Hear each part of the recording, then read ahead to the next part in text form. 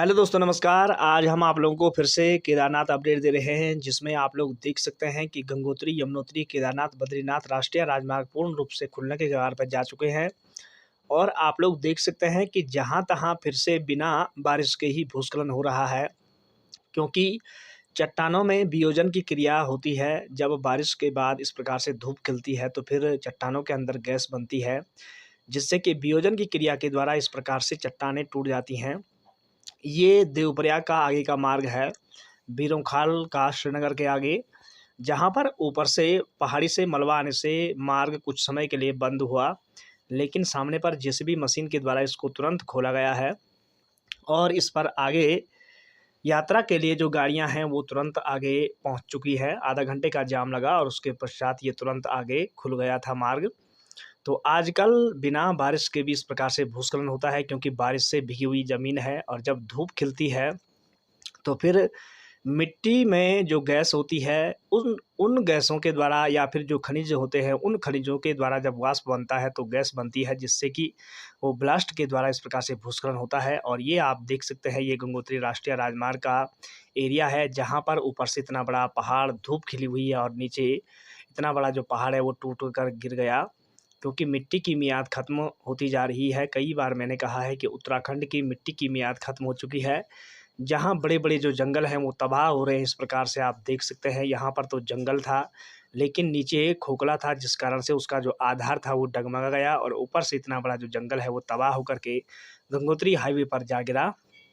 और करीब कल शाम को ये घटना घटित हुई और आज शाम को ये जाम खुलने के जो आसार हैं वो हुए थे। तो आज शाम से फिर से जो रोड है वो चालू हो गई और चारों ओर का जो नज़ारा है आप देख सकते हैं। केदारनाथ में कल जो था, परसों 7 तारीख को ग्रहण लगा था, जिस कारण से सुबह 9 बजे से सूतककाल लगा था और 12 बजे से जो कपाट हैं वो बंद हुए थे और रात को 1:30 बजे तक कपाट बंद ही रहे। उसके पश्चात ही कपाट खोल दिए गए थे। लेकिन अब आप देख सकते हैं कि जो यात्रियों की संख्या है धीरे-धीरे केदारनाथ धाम में बढ़ती जा रही है और वैसे भी जो बद्रीनाथ धाम का नज़ारा है, वो भी आप लोगों को दिखाएँगे कि बद्रीनाथ धाम में क्या-क्या अपडेटें हैं, वो भी आप लोगों को बताएँगे।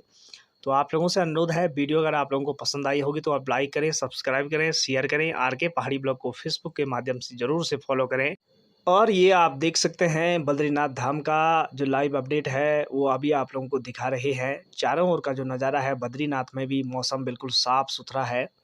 इस समय आप यात्रा के लिए आ सकते हो और इसमें कोई भी दोहराई नहीं है। मैंने पहले ही कहा था कि 6-7 सितंबर के बाद मौसम में परिवर्तन होगा और आप देख सकते हैं धूप खिली हुई है, बारिश में कमी है, जिससे कि यात्रा मार्ग पूरी तरह से सुरक्षित हैं। तो आप लोगों से अनुरोध है, अगर आप उत्तराखंड के 4 धामों की यात्रा करने के लिए आ रहे हो, तो आप निसंकोच आ सकते हैं, आपको कोई भी दोहराई नहीं मिलेगी।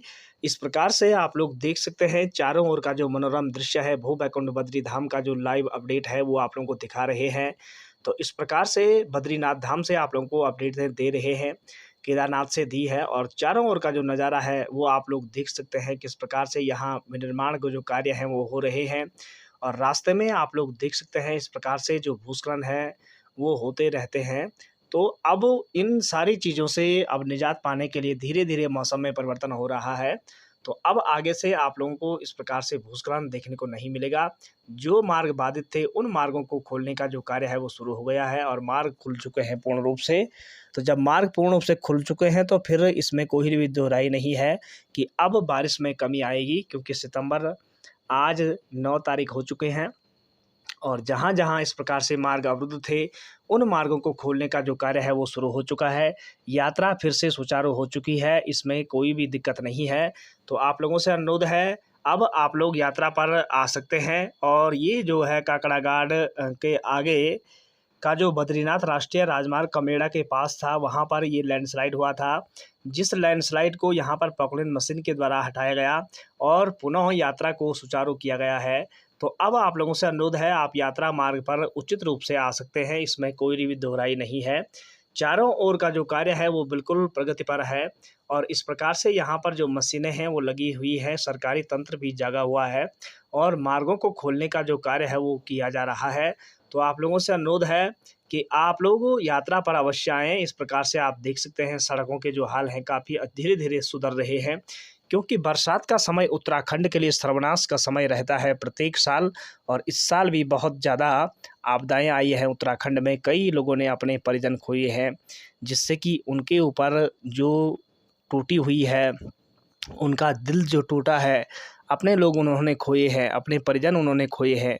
भगवान उनकी आत्मा को शांति दे और उस परिवार को दुख को सहन शक्ति करने की क्षमता दे, ताकि वो अपना जो जीवन है वो सुरक्षित जी सकें। और केदारनाथ में आप देख सकते हैं जो श्रद्धालुओं की संख्या है बहुत कम है और धीरे धीरे आप बढ़ते जा रहे हैं। तो आप लोगों से अनुरोध है, आप लोग भी अवश्य ही आएँ, श्रद्धा और भक्ति को मन में रख कर के ही धामों में आएँ। ऐसे अनर्गल हरकत करने के बाद केदारनाथ धामों में कदापि ना आएँ, क्योंकि ये वर्जित है।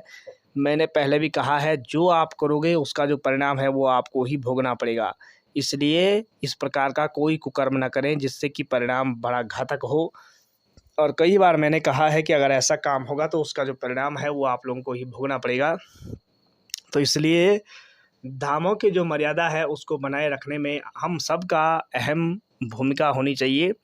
और आप लोगों से विशेष अनुरोध है, जब आप लोग यात्रा पर आते हो तो मार्ग में अब आप लोगों को रहने खाने की उचित व्यवस्थाएं मिलेंगी। ये रामबाड़ा का ऊपरी एरिया है, जहाँ पर आप लोग देख सकते हैं किस प्रकार से यहाँ पर जो यात्रागण है, यात्री लोग जा रहे हैं।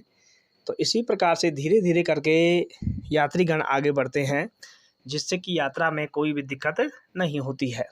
तो आप लोगों से अनुरोध है कि अब आप लोग यात्रा पर निसंकोच आ सकते हैं, इसमें कोई भी दोहराई नहीं है। और इसी को मद्देनज़र रखते हुए आप लोगों से अनुरोध है कि जब भी आप धामों में आएँ तो मर्यादा बना करके विशेष आएँ, ताकि कोई भी दिक्कत ना हो। और यदि दिक्कत होगी तो उसका परिणाम। और बड़ी खबर ये है कि जो हेलीकॉप्टर है परसों 15 सितंबर से शुरू हो रहा है। तो हेलीकॉप्टर सेवा भी परसों 15 सितंबर से शुरू होगी। जिन लोगों का हेलीकॉप्टर से के द्वारा आना है तय है वो आ सकते हैं, लेकिन इसका जो किराया है वो बढ़ चुका है। जिसका पहले 6,000 रुपये था उसका 8,000 हो चुका है, जिसका 10 था उसका 12 हो चुका है। अलग अलग स्थानों से अलग अलग रेट हो चुके हैं, वो भी आप लोगों को बताते हैं। यहाँ पर आप लोग देख सकते हैं कि जो हेली सेवा है पहले शेरसी से 6,060 रुपये था और अब 8,839 हो चुका है। फाटा से 6,060 रुपये था और अब 8,842 हो चुका है। गुप्त काशी से 8,532 था और अब वो बढ़ चुका करके 12,000 हो चुका है। तो इस प्रकार से जो हेलीकॉप्टर के दाम हैं यात्रा करने के वो बढ़ चुके हैं। तो आप लोगों से अनुरोध है, उचित सही और सही जो हेलीकॉप्टर हो उसके ऊपर आप देख करके उसकी उचित जांच करके ही हेलीकॉप्टर में बैठें। आप लोगों को पता है परसों जब यात्रा शुरू हुई थी मई जून में, तो परिणाम 4 हेलीकॉप्टर एक महीने में क्रैश हुए थे। तो ये बड़ा दुर्भाग्य रहा, जिस कारण से सोच समझ करके ही आप लोग यात्रा करें हेलीकॉप्टरों से, क्योंकि ये जो उड़न खटोले हैं इनका हिसाब किताब ठीक नहीं है अभी। और आप लोगों से अनुरोध है, जब भी आप केदारनाथ में आएँ इस प्रकार से जो सुंदर सुंदर पहाड़ है वो आप लोगों को देखने को मिलेंगे। वीडियो पसंद आई होगी तो लाइक करें, सब्सक्राइब करें, शेयर करें। धन्यवाद।